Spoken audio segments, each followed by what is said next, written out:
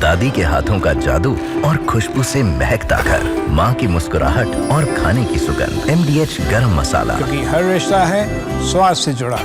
24 घंटे 9 कत्ल। बिहार में जंगलराज रिटर्न, जहां पटना के ही कारोबारी गोपाल खेमका हत्याकांड मामले में एनकाउंटर को लेकर अब से थोड़ी देर पहले ये बहुत बड़ी खबर आई है, जहां पुलिस ने एक बदमाश को एनकाउंटर में ढेर कर दिया है। आपको बता दें, खेमका हत्याकांड में अवैध हथियार की सप्लाई की थी और SIT और STF की टीम ने बदमाश राजा को ढेर कर दिया है। पुलिस को देखते ही अपराधी ने फायरिंग शुरू कर दी और जवाबी कार्रवाई में कुख्यात विकास उर्फ राजा मारा गया है। हालांकि लगातार इस पूरे मामले की इन्वेस्टिगेशन में जिस तरीके से SIT और STF की तरफ से ज्वाइंट ऑपरेशन चलाए जा रहे हैं, उसमें बदमाश राजा को लेकर क्या इनपुट था और किस तरीके से पुलिस को देखते ही अपराधी ने फायरिंग शुरू कर दी, इस बारे में अपने सहयोगी से लगातार हम एक लेटेस्ट अपडेट ले रहे हैं। फिलहाल बड़ी खबर यह सामने आई है कि इस जवाबी कार्रवाई में कुख्यात विकास उर्फ राजा को मार गिराया गया है।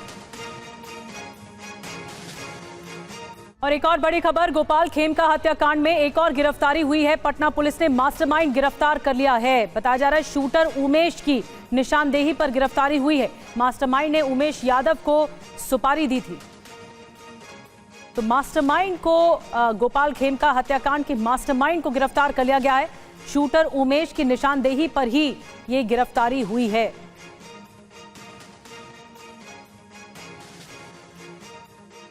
और खेमका हत्याकांड मास्टरमाइंड गिरफ्तार हो गया है। गोपाल खेमका को गोली मारने वाला गिरफ्तार कर लिया गया है।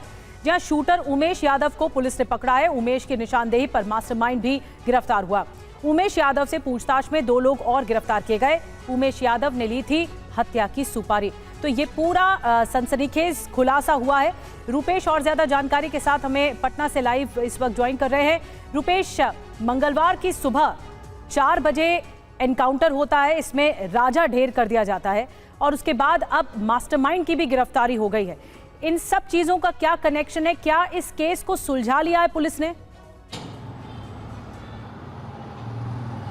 देखिए, बिल्कुल पुलिस ने सुलझा लिया है और तमाम जो तार जो अब तक उलझे हुए नजर आ रहे थे, पुलिस जो कार्रवाई कर रही थी पटना के बेउर जेल से लेकर के, और जिन लोगों को हिरासत में लिया गया था उनसे पूछताछ, उनकी निशानदेही के आधार पर उमेश यादव जो शूटर था, और इसी अपार्टमेंट में शूट करने के बाद से ये जो उदयगिरी अपार्टमेंट है जहाँ इस वक्त मैं खड़ा हूँ, यहीं पर गोली मारने के बाद से मात्र 8 सेकेंड में गोली मारने और कार रुकने के बीच 8 सेकेंड का फासला था। वहाँ गोली मारने के बाद से वो यहीं पर आकर छुप गया था और उसके बाद से माल सलामी इलाके में जहां उसका घर है वहां पर वो चला गया था। लेकिन दिल्ली में रहता था वो और यही जरायम पेशा उसका धंधा था और वहीं से वो पटना आया था। पटना आने के बाद से जो अजय वर्मा है उससे ये मिला था और अजय वर्मा की गिरफ्तारी उसके तुरंत बाद हो गई थी बेउर जेल में। और इसी से पुलिस को लीड मिला कि आखिर उमेश यादव दिल्ली से आने के बाद से अजय वर्मा से क्यों मिला था। फिर पटना पुलिस बेउर जेल पहुँच गई, वहाँ पूछताछ हुई। पूछताछ के बाद से फिर उमेश यादव की गिरफ्तारी भी माल सलामी इलाके से हो गई, जब अपने बेटे को वो स्कूल लाने जा रहा था।